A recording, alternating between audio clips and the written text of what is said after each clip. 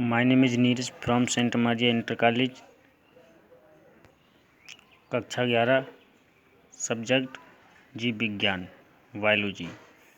तो आज की इस वीडियो में हम जीव जगत में हमने सर्वप्रथम वर्गीकरण पद्धति द्विजगत वर्गीकरण पद्धति का अध्ययन कर चुके हैं। फिर इसके बाद आता है 5 जगत वर्गीकरण पद्धति। 5 जगत वर्गीकरण पद्धति को सर्वप्रथम R.H. विप्टेकर ने दिया। इसको सन 1969 में दिया। इसको हम 5 जगत में रखेंगे: मोनेरा, प्रोटिस्टा, कवक, पादप, जंतु। अब इन 5 जगत में हमने इनको रख लिया। फिर हम जीव में हमें इतने मिलियन जीवों में से ये ध्यान देना है कि हम इनको कौन से जगत में रखें। अब इसमें हम किसी जीव को माइक्रोस्कोप में देखने के लिए दे देंगे कि ये प्रोकैरियोटिक है या यूकैरियोटिक है। अब मान लीजिए उसमें माइक्रोस्कोप में जीव की कोशिका दिखाई दी प्रोकैरियोटिक कोशिकीय, तो प्रोकैरियोटिक कोशिकीय है तो उसको हम मोनेरा जगत में रखेंगे। फिर आता है यूकैरियोटिक। यदि वह यूकैरियोटिक कोशिका यूकैरियोटिक है तो उसको हम प्रोटिस्टा में रखेंगे।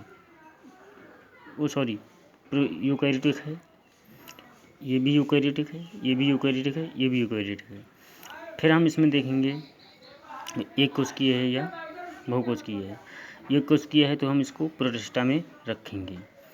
फिर ये जो है कवक, पादप, जंतु, ये बहुकोशिकीय, ये भी बहुकोशिकीय, ये भी बहुकोशिकीय, क्योंकि ये समान है। तब इसमें हम और लक्षण देखेंगे। फिर इसमें आता है कि ये स्वपोषी है या परपोषी है।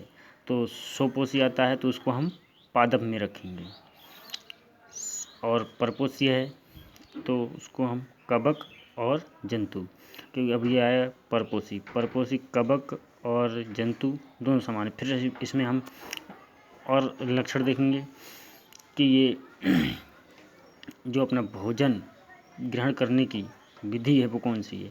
फिर इसमें आता है कवक जो है वो अवशोषण करते हैं, क्योंकि इनके पास कोई मुंह नहीं होता है, ये भोजन को अवशोषण करते हैं।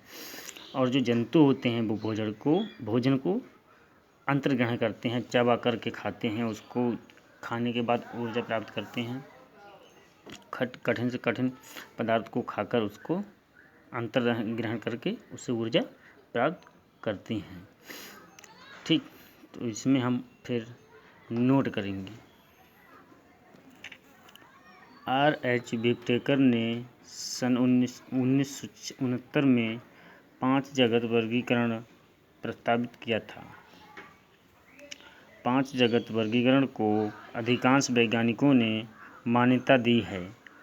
कोशिकीय संरचना, पोषण विधि, एक कोशिकीय तथा बहुकोशिकीय शारीरिक संरचना को इस वर्गीकरण का मुख्य आधार माना गया है।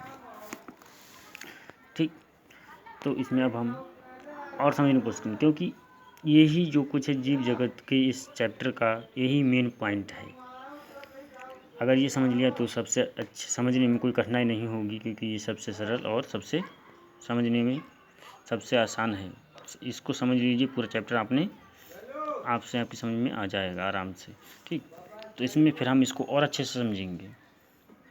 जीव जगत हम इसको कोश की संरचना के आधार समझेंगे। जैसे कोश की संरचना कि ये प्रोकैरियोटिक है तो इसको हम जगत मोनेरा में रखेंगे, और यदि यह यूकैरियोटिक है तो इसको हम फिर देखेंगे शारीरिक संगठन में आता है फिर एक कोशिकीय। यदि शारीरिक संगठन में आता है एक कोशिकीय है तो इसमें एक कोशिकीय। यदि बहुकोशिकीय है तो हम इसको और विधि फिर देखेंगे कि पोषण विधि क्या है, इसको पोषण जो है कैसे प्राप्त करते हैं। ये पोषण विधि में आता है सोपोषी पादप। यदि सोपोषी है तो उसको हम पादप जगत में रखेंगे। सॉरी, यहाँ पे जगत,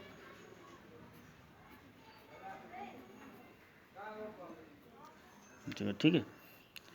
सोपोषी है तो उसको पादप जगत में रखेंगे। यदि वह परपोषी है तो फिर इसमें हम और लक्षण देखेंगे कि जो भोजन प्राप्त करने की विधि वह कौन सी है। ये अवशोषण करता है, अवशोषण करता है तो वह कवक जगत में आता है, और वह अंतर्ग्रहण करता है तो वह जंतु है। ठीक, तो ये 5 जगत हो गए: मोनेरा, प्रोटिस्टा, कवक, पादप, जंतु। तो इसको आपने अच्छे से समझा होगा, तो चाहो तो इसको नोट कर लेना चार्ट बना के, या फिर ये इस विधि से, क्योंकि इतने में इतने मिलियन जीव को हमें अलग अलग, हम इसकी कैसे पहचान करेंगे कि कौन सी जगत का है। इसीलिए हमने इसमें प्रत्येक लक्षण को आधार मानकर अलग अलग लक्षणों के आधार पर इनको 5 जगत में रखा। तो आज के लिए बस इतना ही। वीडियो को शेयर और लाइक एंड सब्सक्राइब करें।